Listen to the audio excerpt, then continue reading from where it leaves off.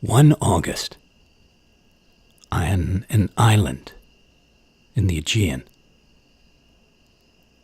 under the arbor heavy with fruit, drowsy with late summer sun, eyes half open, bare limbs akimbo like the vines, ripe fruit clustering inside my rose-blush skin, inside their dust-purple skin, under the grape-leafed arbor.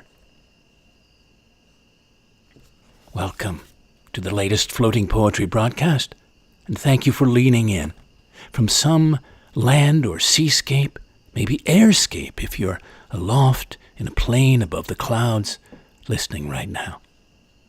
Wherever you are, I'm so glad to have you along for show 173, coming to you live from the Rhode Island coast, where you can find the sensual and aphrodisiacal and the alluring and unfamiliar, like the exotic animal farm on Block Island, full of kangaroos, emus, and a zedonk, an exotic meat market offering bayou alligator sausages to rocky mountain oysters, and a 5-lined skink, a rare lizard.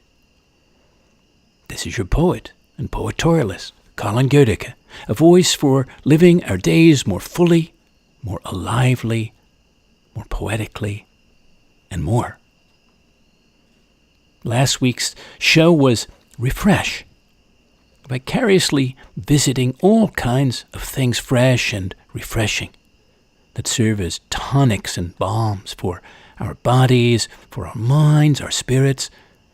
And for me, that's partly what summer is about, this one not least, including daily swims in the ocean. But I also felt doing that show, and the reason to do that show was that amidst all the tensions and pressures and tempers people are dealing with in their lives in these times, and in our, as I said, rather haywire world, a good pause to restore and renew is just the thing.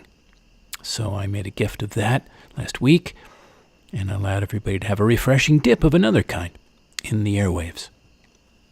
Well, this week, the exotic and the erotic, which we could all also do with more of in our lives and imaginations, our experiences of one or both, the spice of them, the frissons we get from them, the senses and feelings they rouse and arouse in us. Sometimes subtly, sometimes powerfully, but all the time, I would say, provocatively. How they can be delightfully to deliciously stimulating, heightening, inviting. Well, I had a good time orchestrating a melange of cultural commentary, quotes, anecdotes, and poetry to fascinate and tingle us up. So, let's make our way together into it and begin by entering an impression. Bridgehampton, New York, July 1998. Entering an impression. I open the bedroom door into a Degas-Lautrec painting. You in the white corner chair, nonchalantly nude, filing your nails. The weathered wooden chest by your bending elbow draped with a chiaroscuro plume of silk, a sun-bathed hat and shirt-striped towels fresh from the plage. Your breasts full and fancied by the viewer, blush brown nipples and browner eyes, your tea-rose feet small and innocent, ensconced in the late daylight.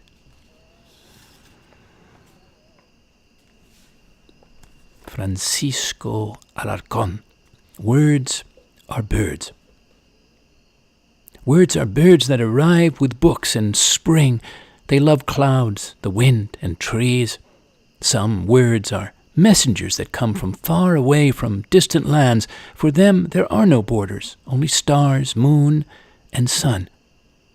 Some words are familiar, like canaries. Others are exotic, like the quetzal bird.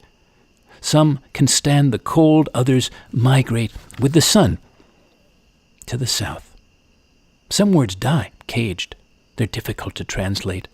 And others build nests, have chicks, warm them, feed them, teach them how to fly, and one day they go away in flocks. The letters on this page are the prints they leave by the sea. Gracias, Francisco Alacon. Lovely. Eamon Grennan, Irish, Anglo-Irish poet. Jewel box. Your jewel box of white balsa strips and bleached green Czechoslovakian rushes stands open where you keep it shelved in the bathroom. Morning and evening, I see you comb its sea rectangle of shell, stone, wood, glass, metal, bone, seed for the bracelet, earring, necklace, brooch, or ring you need. Here's brass from Nepal, a bangle of African ivory and chased silver for your wrist, a twist of polished sandalwood seeds, deep scarlet, gleaming like the fossil tears of some long-gone exotic bird with ruby crest, sapphire claws. Adriatic blue, this lapis lazuli disc will brighten the pale of your throat, and on this small alabaster seal ring, the phantom of light inscribes a woman tilting an amphora, clear as day, almost as old as Alexander. To the ebony velvet brim of your hat you'll pin a perfect oval of abalone, a dark world, underwater sheen to lead us to work this foggy February morning. We'll leave your nest of brightness in the bathroom between the mirror and the laundry basket where my dirty shirts sprawl like drunks amongst your skirts and blouses. Lacework frills and rainbow silk pastels, your panties foam over the plastic brim, and on the shower rail your beige and talc-white bras dangle by one strap like the skinned Wicklow rabbits I remember hanging from hooks outside the victualler's big windows. We've been domesticated strangely, love, according to our lights. When you walk by me now, naked and not quite dry from the shower, I flatten my two hands on your wet flank and wonder at the tall column of flesh you are, catching the faint morning light that polishes you pale as alabaster. You're warm and stay a moment still like that, as though we were two planets pausing in their separate orbits, pendant on the point of crossing. For one pulse stroke they take stock of their bodies before returning to the journey. Dressed, you select a string of chipped amber to hang round your neck, a pair of star-shaped earrings, a simple ring of jet-black lustrous onyx. Going down the stairs and out to the fog-bound street, you light my way. Jewel box. Thank you, Eamon Grennan. That's from his collection, What Light There Is in Other Poems. From Greece, from the Cyclades, August 2013. Stelios figs.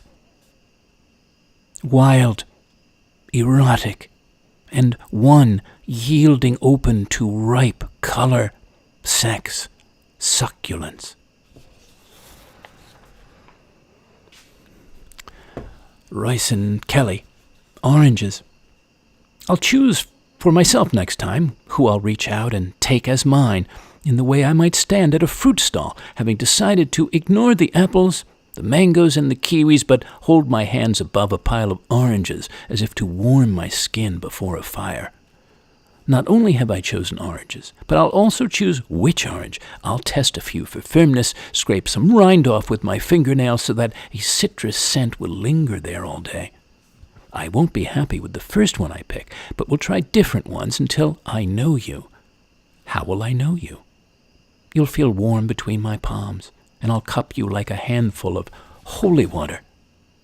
A vision will come to me of your exotic land, the sun you swelled under, the tree you grew from. A drift of white blossoms from the orange tree will settle in my hair, and I'll know. This is how I will choose you, by feeling you, smelling you, by slipping you into my coat. Maybe then I'll climb the hill, look down on the town we live in with sunlight on my face and a miniature sun burning a hole in my pocket. Thirsty, I'll suck the juice from it, from you, When I walk away, I'll leave behind a trail of lamp-bright rind. Beautiful. Thank you, Royce and Kelly. New poet and poem, new to me as well. Well, the poet Audre Lorde, Lorde, spoke a lot about the erotic, on the relationship between eros, creativity, and power, and many other things. And this is from her book, Sister Outsider. Just have a few slices I want to share of that. There are many kinds of power, used and unused, acknowledged or otherwise. The erotic is a resource within each of us that lies in a deeply female and spiritual plane, firmly rooted in the power of our unexpressed or unrecognized feeling. We have been taught to suspect this resource, vilified, abused, and devalued within Western society. It is a short step from there to the false belief that only by the suppression of the erotic within our lives and consciousness can women be truly strong. But that strength is illusory, for it is fashioned within the context of male models of power.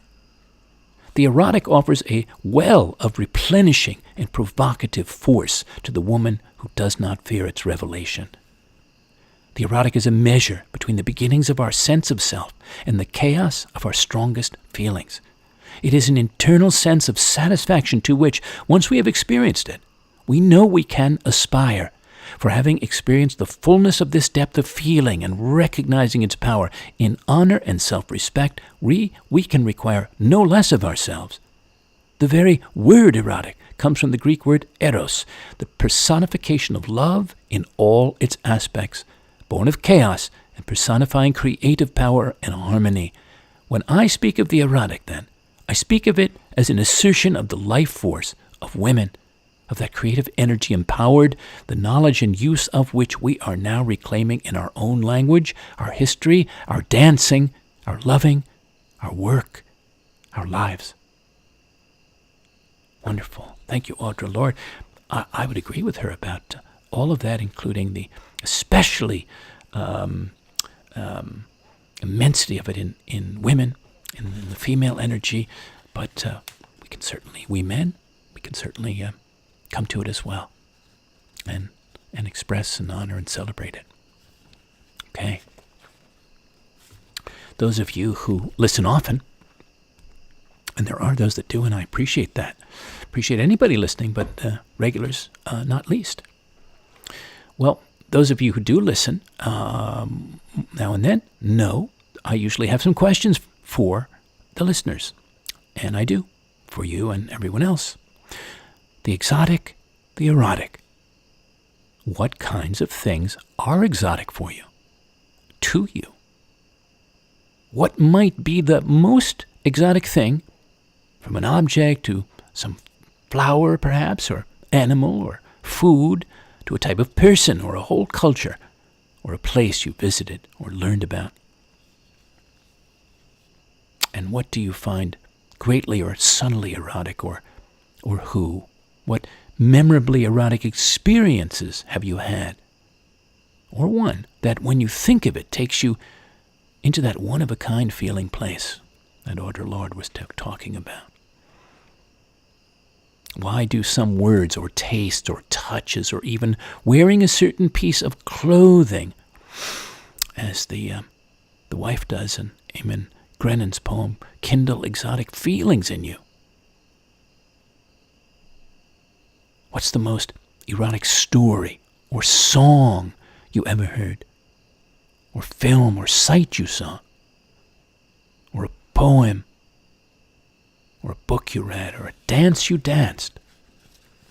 What about exotic ideas?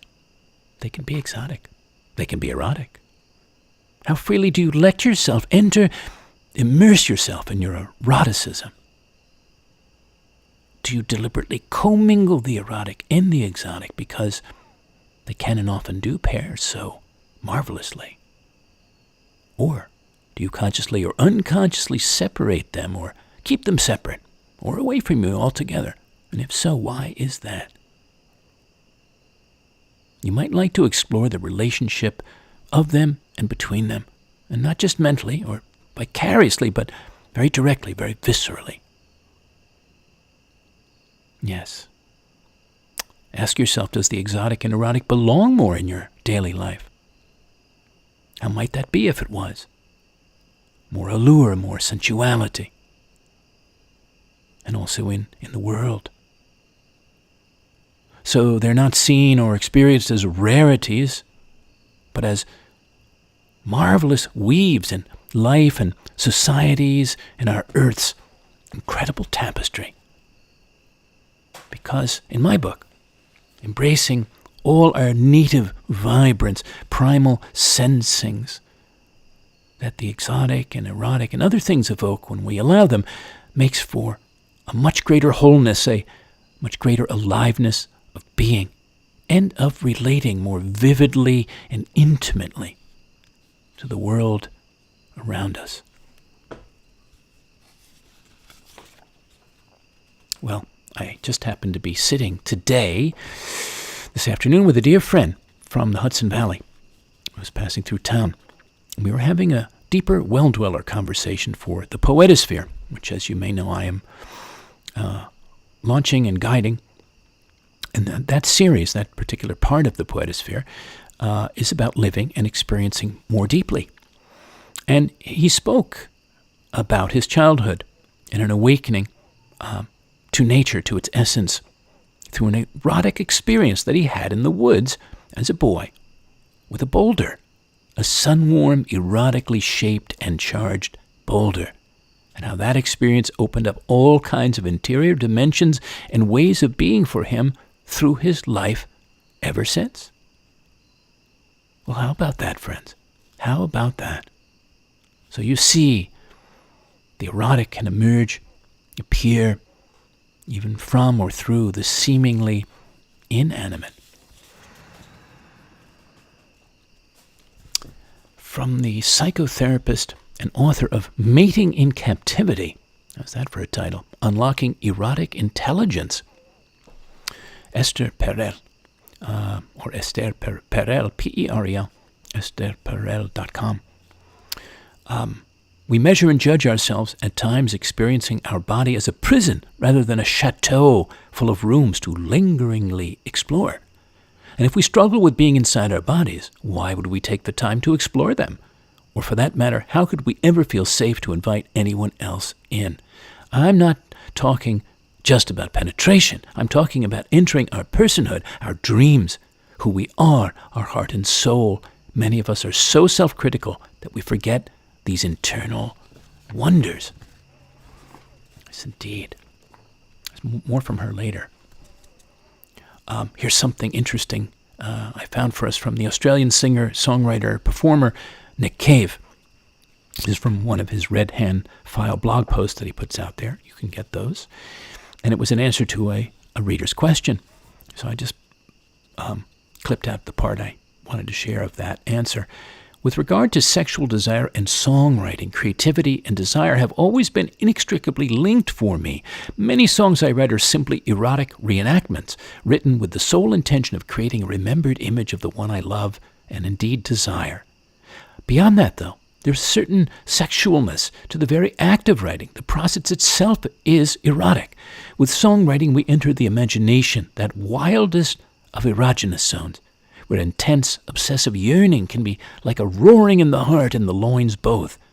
The imagination becomes both the, quote, safe space and the, quote, unsafe space, a strange blend of almost religious rigor and total abandonment, where everything rises to the starry heavens, even as it goes to hell. So to answer your question, Philip, the good news is that this imaginative space still feels alive with potential. Old age has not diminished it. Indeed, it still rages and burns. And Chiara, to get to your question, I think this is why religion and the erotic are often indistinguishable from each other in my writing. They both inhabit the same yearning space, are both transcendent acts of wishfulness, and both require the imagination to make them function in any meaningful way. You are right to suggest that there may not be any difference between them at all. Love, Nick. Thank you, Nick Cave. The Nobel Prize-winning Colombian writer Gabriel García Márquez. He was born in Colombia in 1927. He's considered to be both one of the best writers of the 20th century and one of the best Spanish-language novelists. His major works, 100 Years of Solitude and Love in the Time of Cholera, popularized magical realism, which is why I'm mentioning him, which introduced fantastical elements into otherwise realistic plot lines. Yes, because Nick Cave's talking about the imagination and the writing and that place of... that erogenous place that it can be, that erotic place. It can be just the act of that creating. And yes, the idea of having an erotic and exotic imagination, tapping that, encouraging us to do that. It's doable by everybody, actually. The Irish author Jonathan Swift from 1667, he was born in Dublin, and his masterpiece, you may know, was Gulliver's Travels, 1726. The story of a man journeying through a series of exotic places and meeting all kinds of strange creatures, including a race of beings called Yahoos. I did not remember that, which he eventually realizes are humans. I have to think about that further. The novel was full of vicious inside jokes about the politicians of the day, and Swift was so nervous about publishing it that he dropped the manuscript off at the publisher's house in the middle of the night. That was from the Writer's Almanac.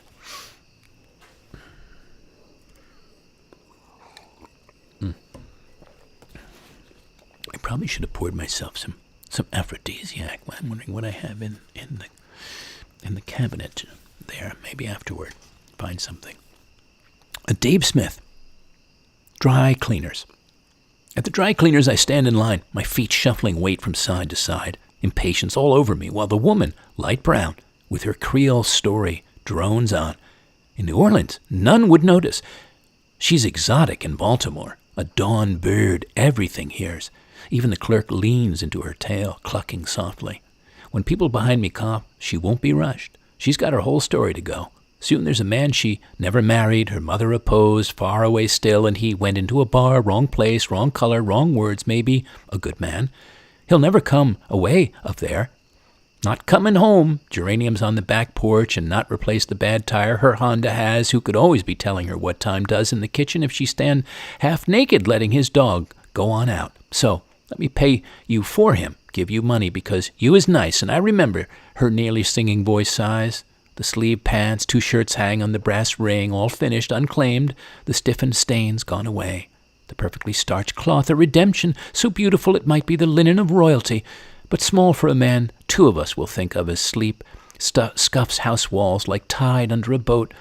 How nice they are, these women doing the little one person can for another, which is, in the end, a wash of memorable words that leave you standing. Thank you, Dave Smith, Dry Cleaners.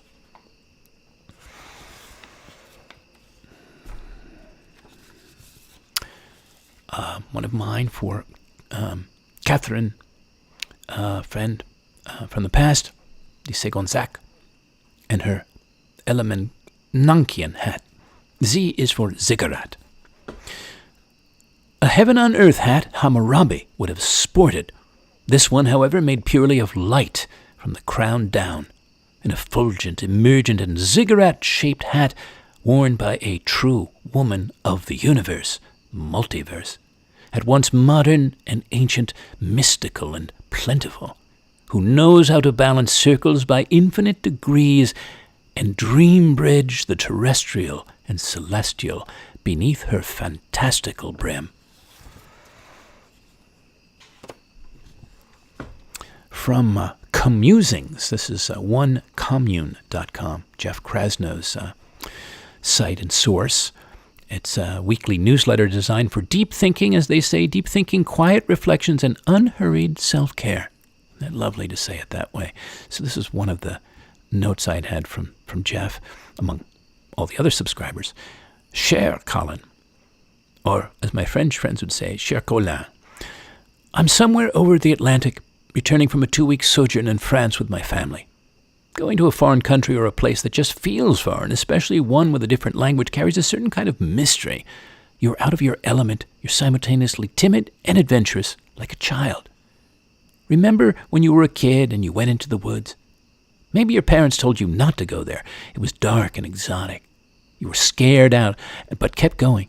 and you stumbled onto something that you'd never seen before, and that you'd never see again. It was exhilarating. Our conceptual mind seeks certainty, but our heart mind, kokoro, hunts the unknown, not the thing, but its rippled reflection. In love, include me, Jeff Krasno.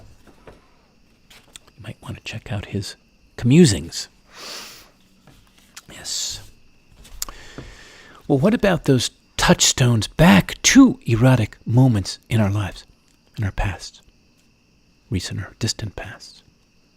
It's a poem I wrote for a friend based on a story that he told me. It's a very resonant story. I wrote this back in New York in 2017. The Kiss, a poem for Paul. A Cavafy dream come true. Man to man, an impassioned stranger entering a room, entering your gaze, and then the body of your mouth, your youth. A kiss that has lasted nearly half a century in the taste of your memory.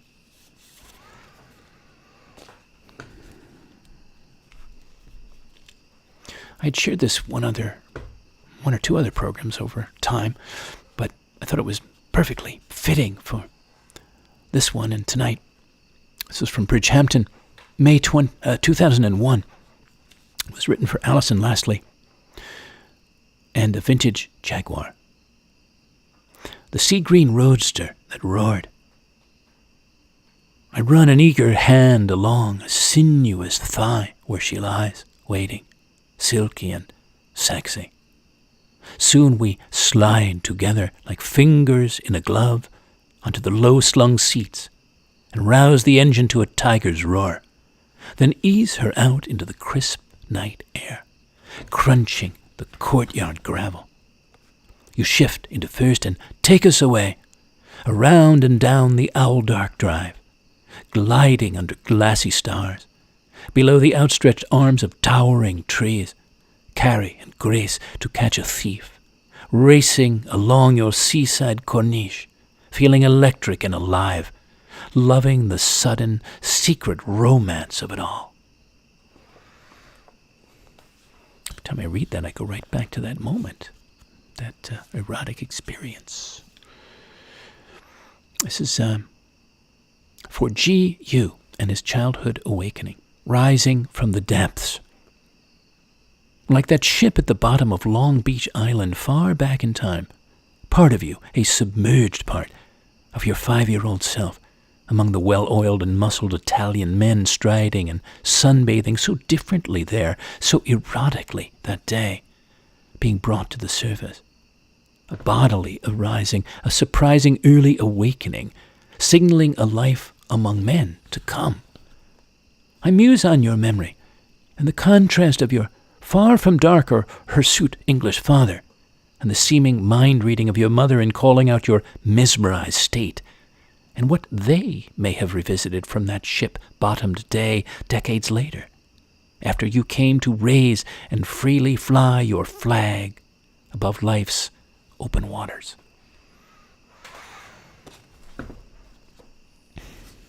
Elizabeth Alexander, Minnesota Fats, describes his youth. I've been eating like a sultan since I was 2 days old. I had a mother and 3 sisters who worshipped me. When I was 2 years old, they used to plop me in a bed with a jillion satin pillows and spray me with exotic perfumes and lilac water, and then they would shoot me the grapes. Yeah, new to me, and fun, and apropos. Thank you, Elizabeth Alexander. That's from her collection, Body of Life. Body of Life. From the Writer's Almanac, around the erotic, I was thinking of clothing. And we've spoken of that a bit in the poems. Many kinds, from kimonos to maillots, bathing suits. And I found this for us from the Writer's Almanac. In 1946, the bikini was introduced in Paris. 2-piece swimsuits had been in vogue since the early 40s, although they were relatively modest and always covered the navel. In the summer of 46, designer Jacques Haim came up with a revealing 2-piece outfit, which he called the Atome, the world's smallest bathing suit. But credit for the name goes to his competitor, French mechanical engineer turned swimsuit designer Louis Reillard, who unveiled his design on July 5th, He predicted that the skimpy swimwear would cause a cultural explosion to rival the recent nuclear tests at Bikini Atoll. And that's where he got the name that stuck. Rayard couldn't find a model who was willing to wear such a revealing outfit, so he had to hire an exotic dancer from the Casino de Paris. He got 50,000 fan letters and famously stated in his ads that a swimsuit wasn't really a bikini unless you could pass it through a wedding ring. How's that? I didn't know that story. I knew some things about swimsuits and their history, but I didn't know that. That's wonderfully colorful. And then there's the erotic look, taste, lore, and possibilities of food and ways of eating. And on the latter, I was thinking of that lobster eating scene in Flashdance, the movie Flashdance with Jennifer Beals. I don't know if you remember that scene. That was quite erotic, among other things. This is from the Yucatan, from Mexico, 1999. La banana. The banana supplies its own cabana, a stout yellow skin wherein hides a prized fruit, famous in frozen drinks, songs, and flambés, favored by men and monkeys, and never risque, except in the hands of libertine ladies. And then, what more should we say about the banana? Yes, sometimes I get carried away with whimsy, and why not?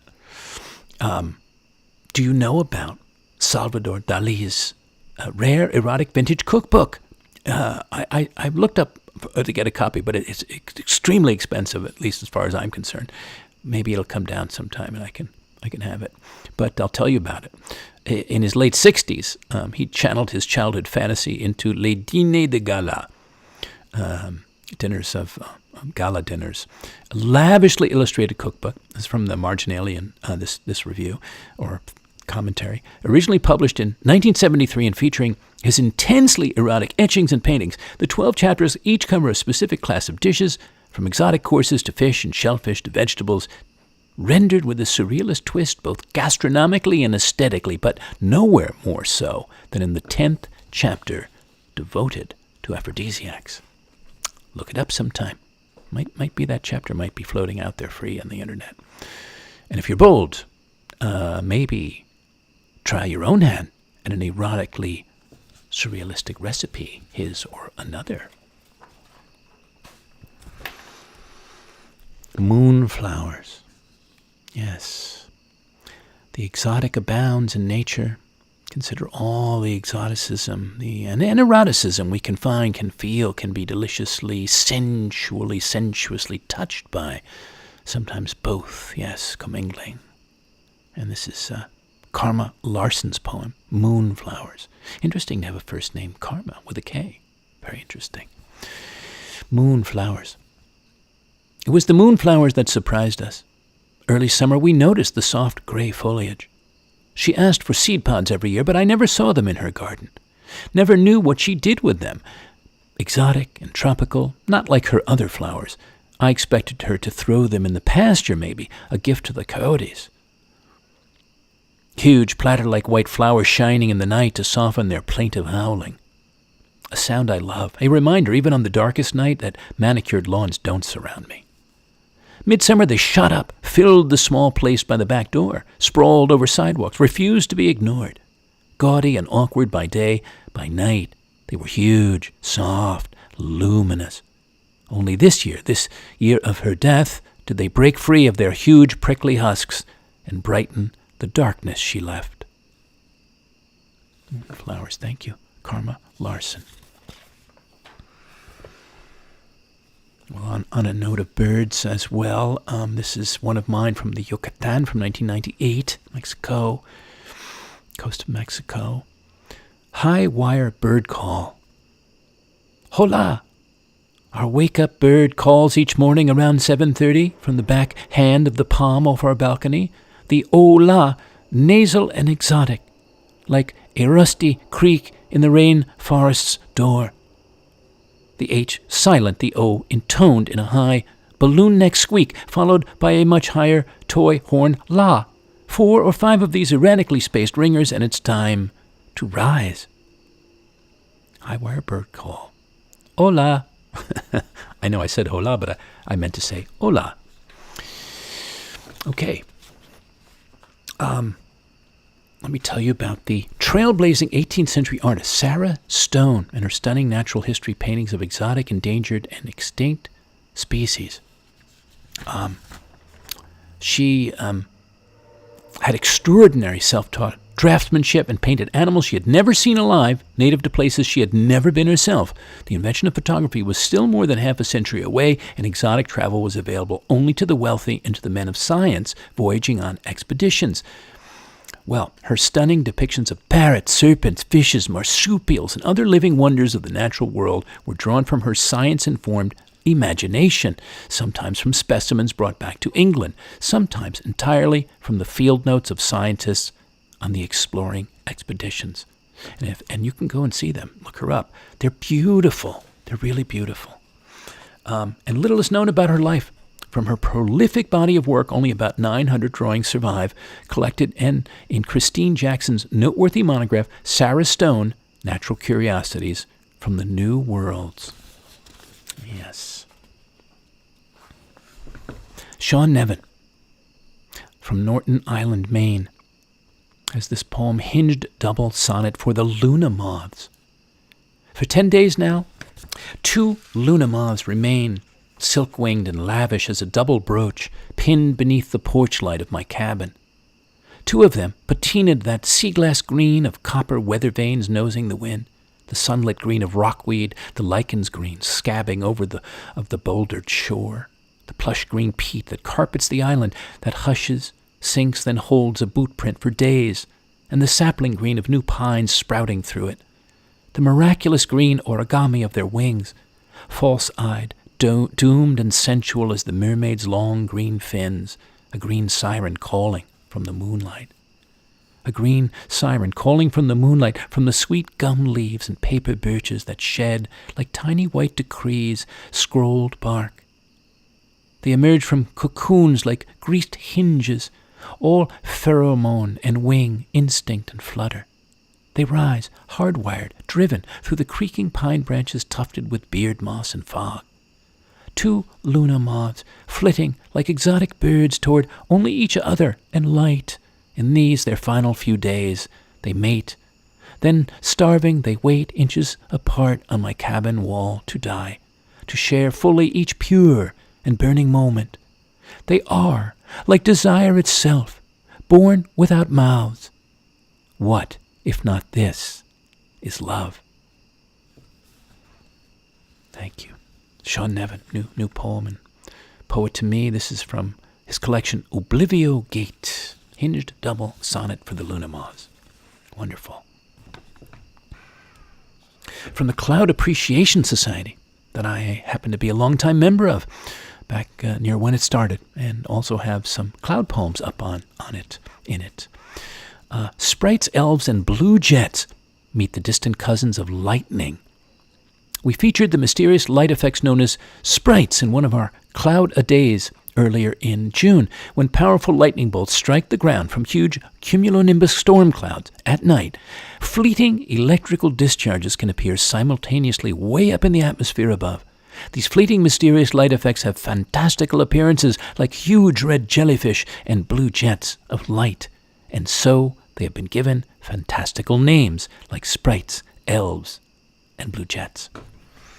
The Cloud Appreciation Society.org. Wonderful source for all cloud lovers.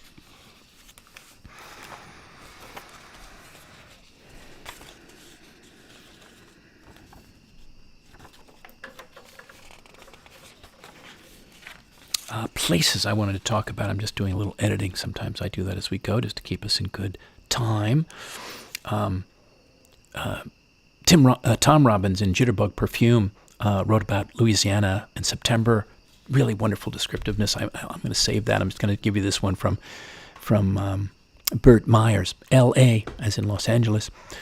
The world's largest ashtray, the latest in concrete, capital of the absurd. One huge studio where people drive from set to set and everyone's from a different planet. For miles, the palm trees, exotic janitors, sweep out the sky at dusk. The gray air molds, Geraniums heat the alleys. Jasmine and gasoline undress the night. This is the desert that lost its mind, the place that boredom built. Freeways, condominiums, malls where cartons of trash and diamonds and ideologies are opened, used, dumped near the sea. Thank you, Bert Myers, L.A. Interesting take on that city.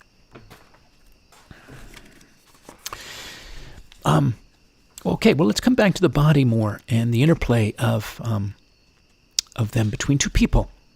This is the writer Octavio Paz. Love is a bet, a wild one, placed on freedom, not my own, the freedom of the other. Love transforms the subject and object of the erotic encounter into unique persons. Its cornerstone is freedom, the mystery of the person. A Cavafy poem, Constantine Cavafy. Remember, body. Body, remember not only how much you were loved, not only the beds on which you lay, but also those desires which for you plainly glowed in the eyes and trembled in the voice, and some chance obstacle made them futile. Now that all belongs to the past. It is almost as if you had yielded to those desires too. Remember how they glowed in the eyes looking at you, how they trembled in the voice for you.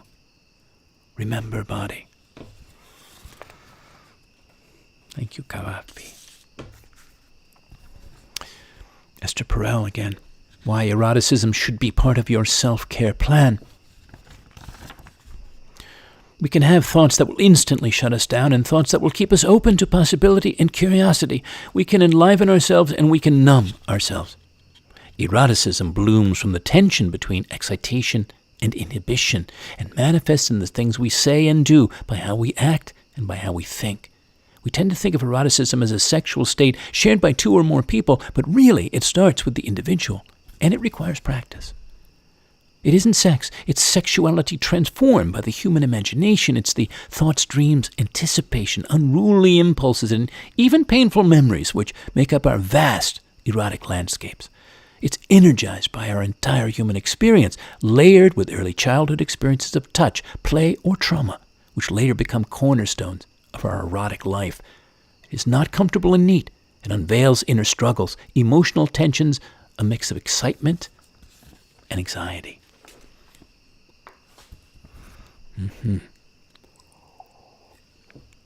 Things to chew on. From New York City, March 2005. Aureola Borealis. A rare and provocative light from the luminous circles of blushing skin glows round the edges of your roseate nipples that exhibit in my glistening eye colors of varying intensity, coronas trimmed in violet and scarlet, as distinct as whorled fingerprints, halos that crown your breasts and body with rings of visible and invisible rays.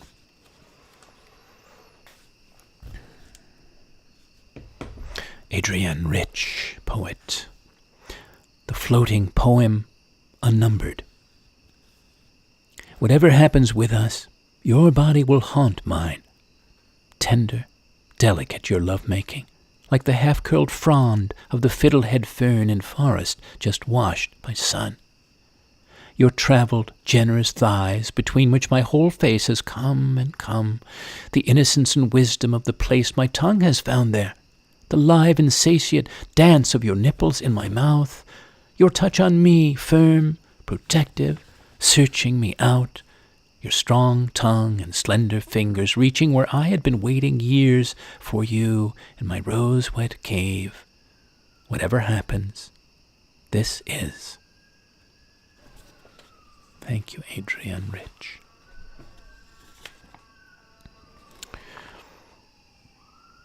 I'm just letting the siren pass, if you can hear that in the distance. Probably not an erotic experience for whatever's going on around that. I'll be quite the opposite.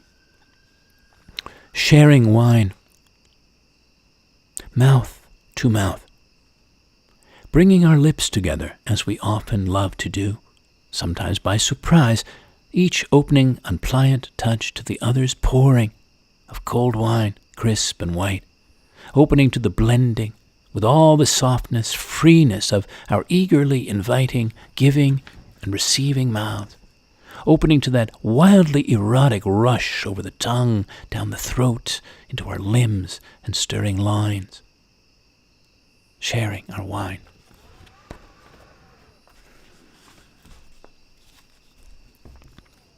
At the Wild Recital Hall in New York City, November 2009, on hearing Pradeep Panjali perform Wind. Wind. The wind is hypnotic, exotic, erotic, persistent, insistent, exuberant, wind of entrancement, ecstasy, fulfillment.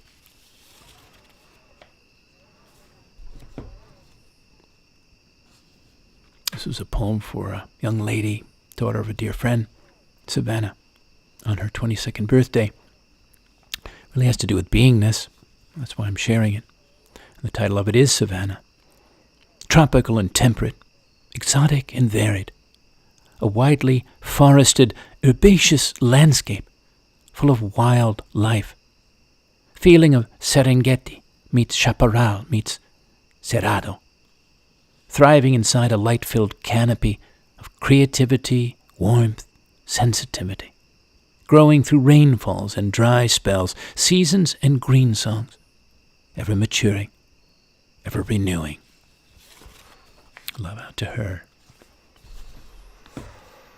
And coming into our last handful of musings and sharings for now on the exotic and the erotic.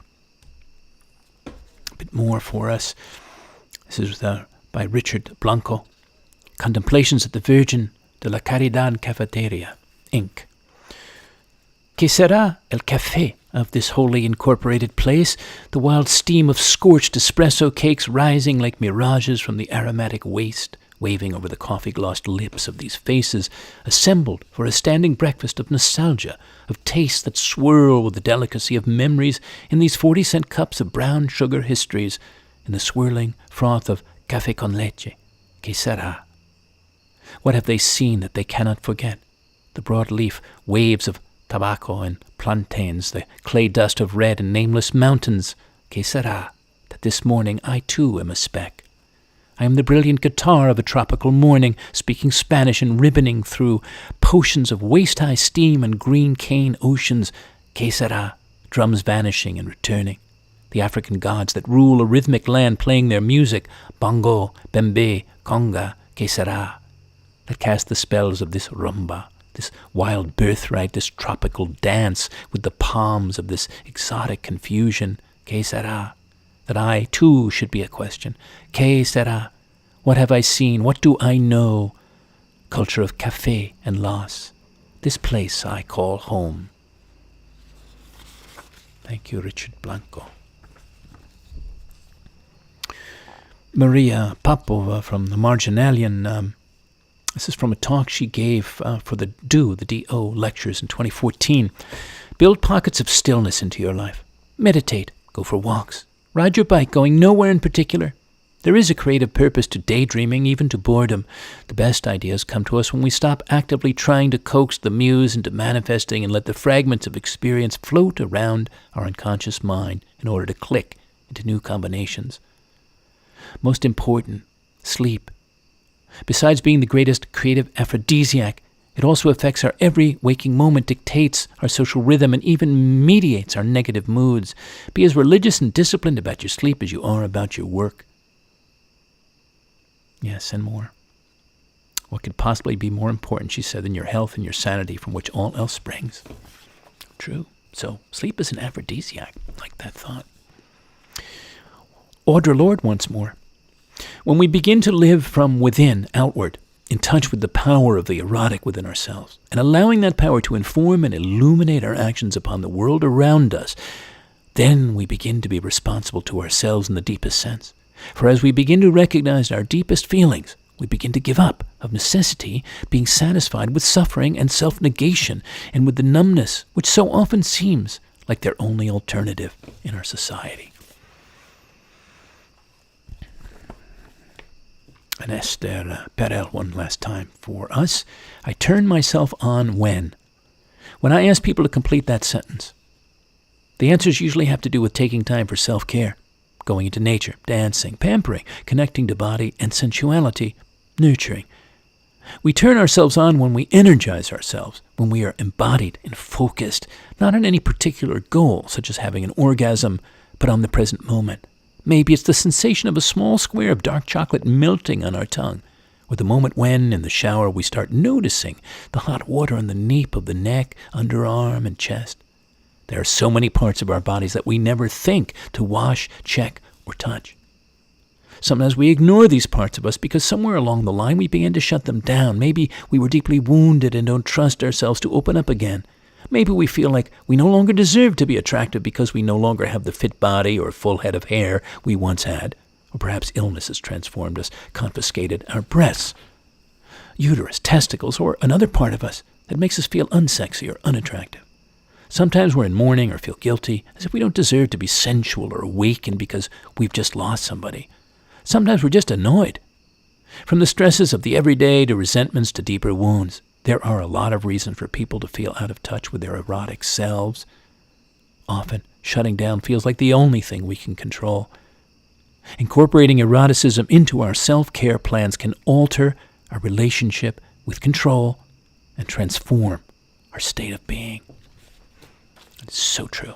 Thank you, Esther Perel. Thank you so much. I wanted to underscore that for us. Okay, a few more things. This is by Pascal Petit, P-E-T-I-T. After Kai Guo Chang. Skyladder. Quick, before the sun rises, get up one more time, my grandmother. The artist won't mind if you borrow his sky ladder. Place your foot on the bottom rung and keep climbing, even though you're a skeleton with a broken neck from falling downstairs on Guy Fawkes night. The ladder is wrapped in gunpowder, and he's lit the touch paper. Your bones are ascending firecrackers. You're half a kilometer high now, halfway to the universe, my joy gardener. I hope you find a garden with rich black soil for your black roses, hybrids like you, half white, half Indian, half woman, half flower, their roots twined through your skull. You who were transplanted among the pale roses of a British family, your skin now a mix of photons and soot. What do you find up there? Is there a hothouse? Are there alien hands with deft brushes pollinating stars? Remember how your tomatoes kept yielding more planets? Are there constellations of exotic fruit now you've reached the top? Have you gone back enough in space-time to when you were alive? The ladder is charred. The hot air balloon that held it up is about to collapse. The explosions are over. Kai showers his head with champagne as his 100-year-old granny watches on her cell phone.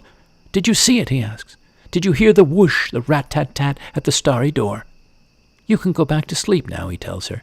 Go back to sleep, I tell you, but first, if you're hungry, have a snack on one of those quasars before you dream again of the tumble through air to the stone landing. Fireworks, the last thing you hear. Thank you, Pascal Petit. Merci, monsieur. Jason Hind, next to last, a quote from him. H-I-N-E. I will facilitate people in the mainstream world to become overwhelmed with desire, ferocious arousal, and lust for a more sustainable, regenerative world, inflamed and engorged with erotic passion for a more beautiful, mutualistic, community-based, easeful, magical, abundant way of being. Thank you, Jason Hind, for that thought, that evocation. And last for now, friends, till we're floating together again here, over the airwaves, through the ether. Enter this garden. This is a piece from my exhibition Behind the Curtain that debuted in the spring of 2018 and traveled after that, and I hope will travel again through the country and world. Enter this garden, where grows the exotic and ecstatic, the wild and the cultivated, deep-rooted, fresh-planted, the vibrant and delicate, fragrant, succulent, seeds and bulbs, petals and vines, young and old, that thrive in this sun, in the free flowering garden of this love